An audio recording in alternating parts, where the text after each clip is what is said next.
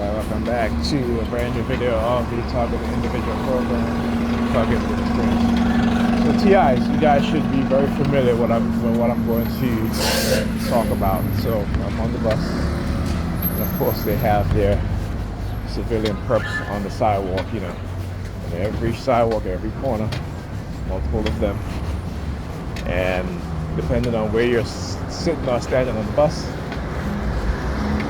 they will engage in, like I said, street theater. And then you will get a call. All right, always at a specific time, you will get a call. Okay? So, see if I remember what was happening. It was a white guy, right? As he's walking, crossing the street, he grabs his crotch. And within like I said, within less than a minute, I get a call from the kid's mother, my two youngest. I get a call from Pat. Right? So again, there's always that phone call, right? How they could manipulate people. Right?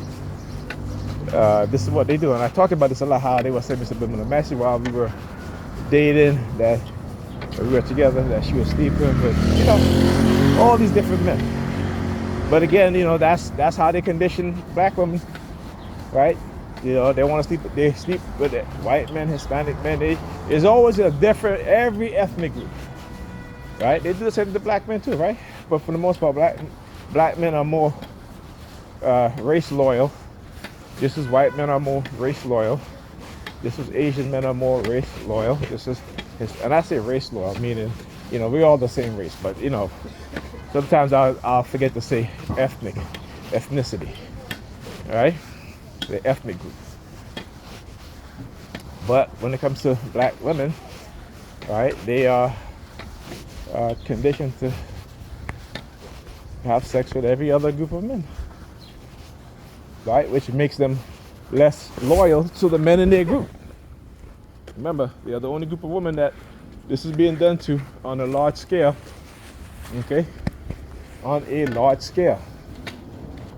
Okay? And like I said, black women are the number one group of women who have more biracial children than any other group of women. Right? More so than black men. A heck of a lot more than black men. Okay? So yeah. Not saying this, it's not my own adult experience. This is facts. This is, you can go look at the statistics, go look at the childbirth rate and the racial description when it comes to birth rate of children in the United States, and you'll see what I'm talking about. Again, easily verifiable. And yet we want to think that there's no war being waged on us. Like I said, as black people, war is being waged on us on all fronts. All right, and particularly when they're able to manipulate women in such a way, because they understand that women are the ones who give birth. This is why, particularly in the black community, you have most black children living with single household mothers. All right, and a lot of times, even when the father's doing better, they don't want to give the children to the father. And even when the father go to court to prove that he is the better, he's in a better situation financially as well as every other way, the court will still let the children stay with the mother, even if the mother is in a very toxic environment or toxic herself, right? Remember, if we're not raising strong men, if we're not raising men to be providers, then how's the next generation of young women, how are they going to be, how are they going to be viable partners or husbands for the next generation of women? And how are they going to be good quality women for the next generation of young men? And I say black men. You know, something that we don't think about, right? Because we've been conditioned with, again, a hyper self-centeredness, selfishness, that we don't think about the future. You know, unlike, you know, the past generations, right? So the civil rights generation, they were greatly concerned about the future of their children.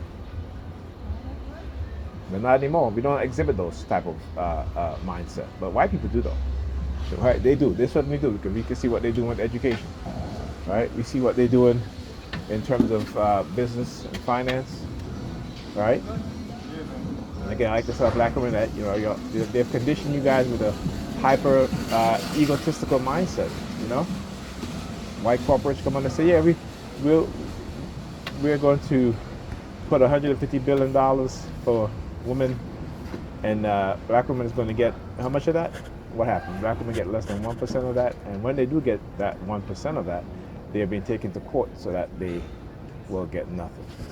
Again, dangling the carrots before your eyes and using different tactics and methods to